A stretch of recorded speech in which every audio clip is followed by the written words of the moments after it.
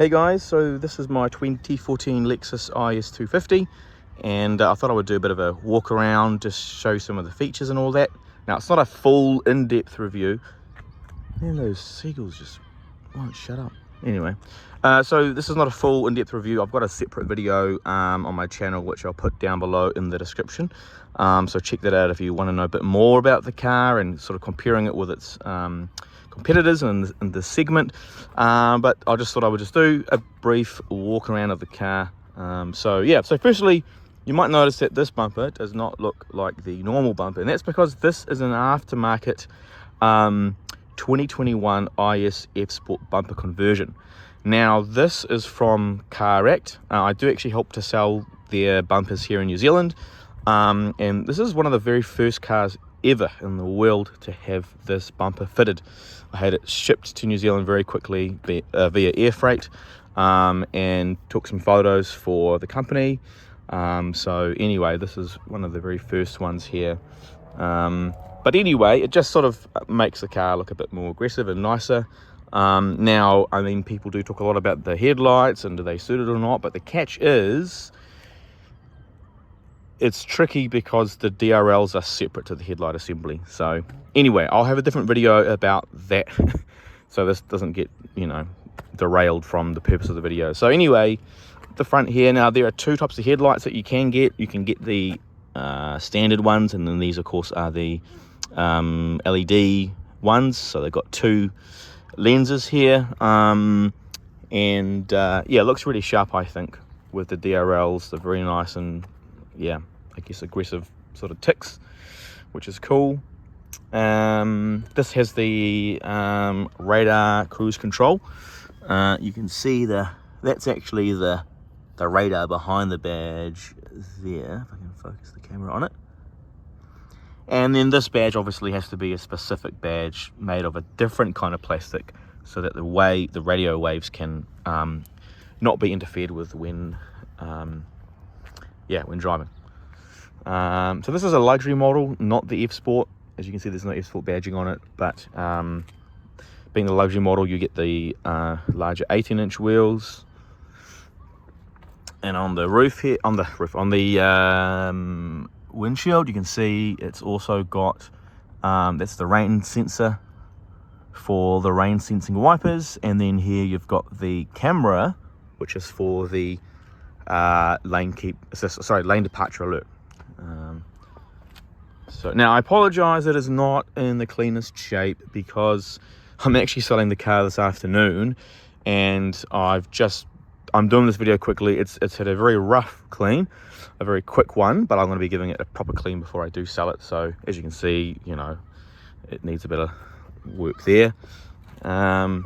This one's actually it's a really good model. It's got full service history and all of that.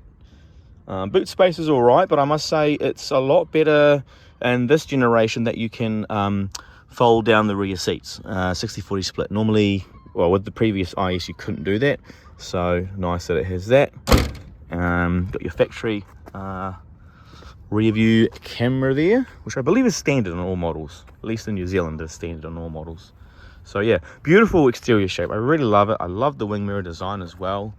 It's just a really beautiful shape, and actually this is quite a good angle to show. I really love this shoulder line. I mean, just see how it sort of sticks out quite a bit.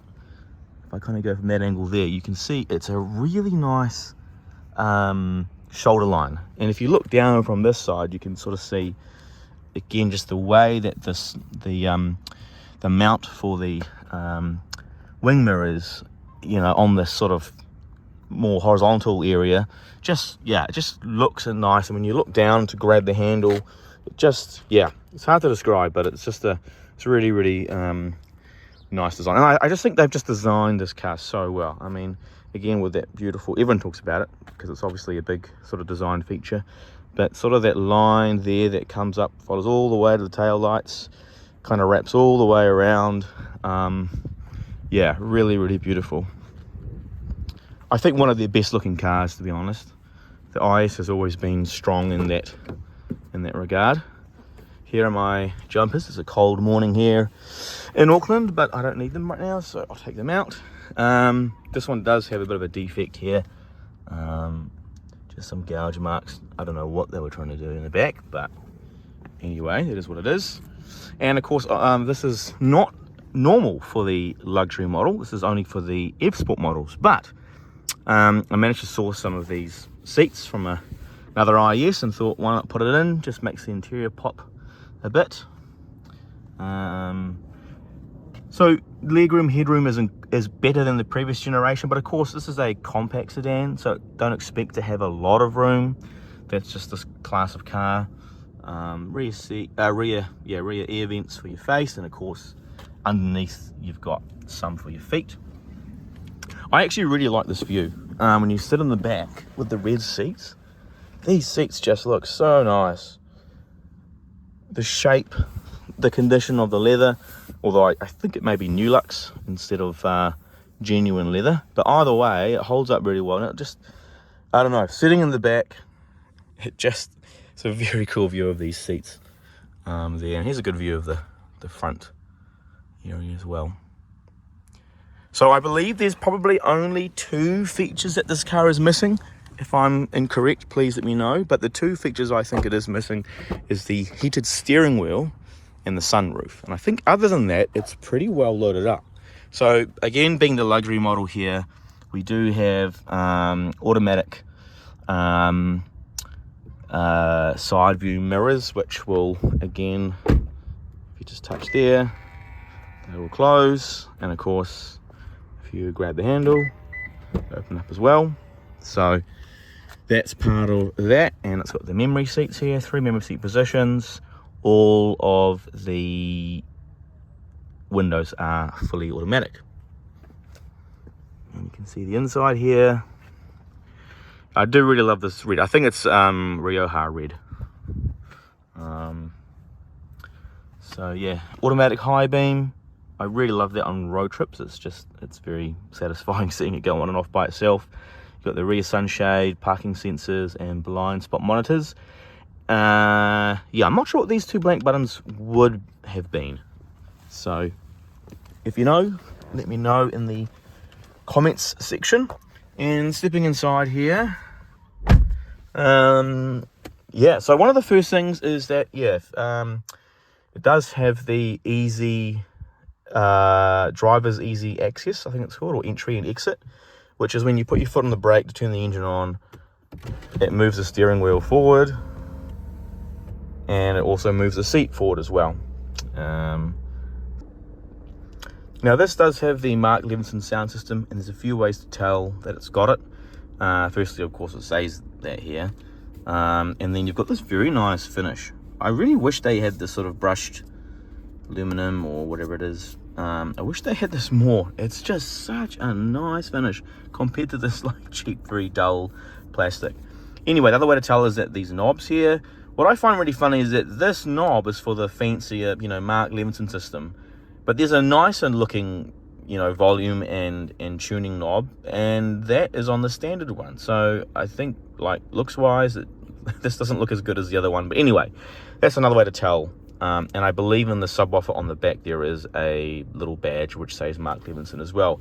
Now I would definitely recommend getting the Mark Levinson sound system, because I've had 2 of these 3rd generation ISs, and my first one didn't have it, and I must say it wasn't. I mean, it's still way better than a lot of cars in the segment for a standard sound system, but the Mark Levinson system is quite a noticeable step up.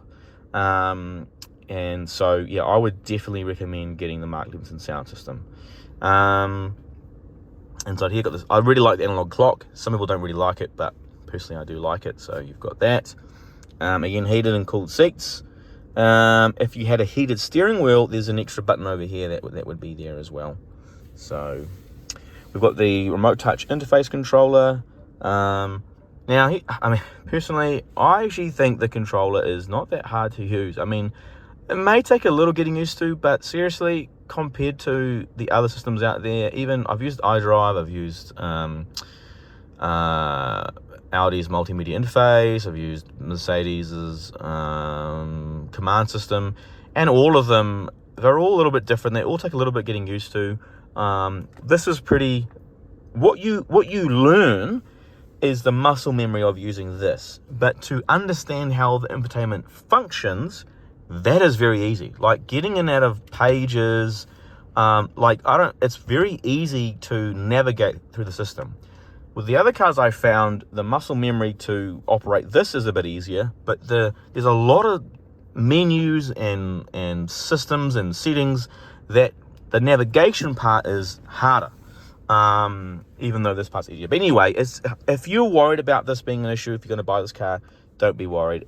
I find it fairly intuitive anyway. So got the cup holders, of course. A bit of a weird position. Obviously your side passenger can't put cup holders in there and rest their arm on the side. So, but at least there are also cup holders down in each of the seat pockets as well, so that's good. Drive mode selector. So being a luxury model, you just get sport, and of course if you get the F Sport, you get Sport S Plus. So this does not have the adaptive variable suspension or the variable gear ratio steering. This just has the change in shift points and throttle response. So yeah, and again, simple. To the right for sport, to the left for eco, and push down for normal. So I pretty much always drive in sport, and I put it into eco if I'm in traffic maybe, but other than that I leave it in sport. Now what would be nice, the GS, for example, if you change drive modes, you get a really cool change on the infotainment screen that shows you, oh, you're in a sporty mode. And then the gauge cluster, the light goes red and it looks really cool. If you're in the F Sport model of the IS, you get a really cool change as well. But in the non-F Sport version, all you get is bang. That's it. Bang. See? I mean, it's not the end of the world, but a little bit more animation stuff would just be a bit cooler, I reckon. Inside here again, you've got your two USB ports and USB-A ports, and then an aux cable, and you've also got a power outlet over here, so that's great. Gauge cluster, very nice steering wheel. Again, I do really like Lexus's steering wheels. Even this is a non-F Sport, so again it doesn't have the perforated leather on the sides, but still feels really nice. The bolstering is really good. Yeah, very nice wheels. These buttons are pretty good as well, although the design of them, it doesn't feel as good pressing some of these buttons. Feels like you're pushing on an awkward corner of a button, but not the end of the world, to be honest. So yeah. Now this one does have radar cruise control, as I mentioned earlier, and also has lane departure alert. So lane departure alert, you can see when you turn it on and off, you get that little light there changing. And unfortunately, it's a passive system. It doesn't try and keep you in the lane. It doesn't do the steering wheel doesn't do anything smart. It just beeps at you when you have gone over one of the lane lines. So yeah. And radar cruise control, of course, as well. Now, if you don't get radar cruise control, I believe you do not get in the gauge cluster this screen. And if I turn it on here and I can press all these buttons, you can see what speed you set and all that sort of stuff. Whereas in the non-radar cruise, you do not get that. You just have to figure out what the speed you've set is. Now, one of my biggest gripes of this car, I've got to say, massive gripe with this from Lexus. It doesn't go down. It's not all speed radar cruise control. It's just 40 kilometers and up. And my wife's 2014 Lexus NX, so same model here, does have all speed radar cruise control. So, and it does have lane keep assist, so it will try and keep you in the lane. Although it's not amazing, but it's still, I don't know why the IS didn't get that. So anyway, now definitely one big pro for the F Sport is the gauge cluster. Far cooler than this one. This one's still very nice, tidy gauge cluster. There's nothing wrong with it. But I do wish, the F Sport one just has really cool animations and all that sort of stuff. So yeah. What else do we have? That's pretty much the front seat. Nothing else really more exciting to talk about here. Again, you've got all your stuff down there. These are all, again, your climate controls. It's dual climate control, of course. Yeah, no issues with that. It's all pretty functional. Switch gear in this car is a bit average. I mean, like, look at these buttons. It doesn't sound nice. It doesn't feel nice.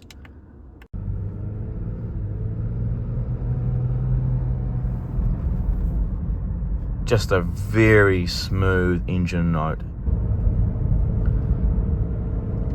So we're cruising here along,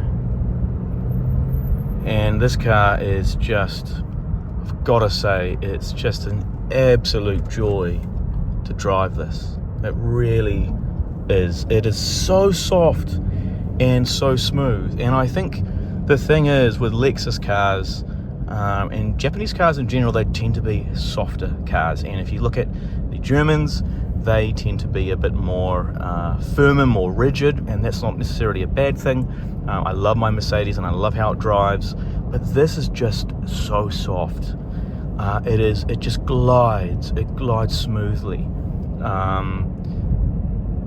The engine tone is very, it's just right. And you think about the engineering that goes into something like this, you know, you've got, again, as I mentioned, the engine tone, the intake sound, the exhaust sound, the firewall between the hood and the cabin, the materials that they use, and the cabin acoustics. The sound system in this is obviously great, and it sounds great in this environment. It just is just a real pleasure to drive. It's just incredibly soft and relaxing. It is the kind of place you want to be in when you finish a long day at work and you just get to be cocooned in this very isolated cabin, and you just enjoy the experience of driving an automobile like this. And I just cannot stress just how smooth and comfortable it is in this car. I will critique the seats a little bit. The seats are not that comfortable. They're okay, but I do feel a bit of discomfort after a long drive compared to some other cars. Lexus has a lot of very nice seats, but I think this is not their best. I know it's the F-Sport one, but even the non-F-Sport, you know, the back support isn't the greatest. The headrests, again, there's not much adjustability. But aside from the seats, I would say the ride, the comfort, the suspension tuning, the chassis, it's very hard to fault in this car. We'll drive. Anyway, that's the walkthrough. Hope you found it helpful. If I missed anything, drop it down in the comment section below. And yeah, stay tuned, subscribe, like, and if you like more car and Lexus content, then yeah, watch my videos basically. So thank you, have a great day, and stay safe, don't do drugs, and yeah, that's the video ending now.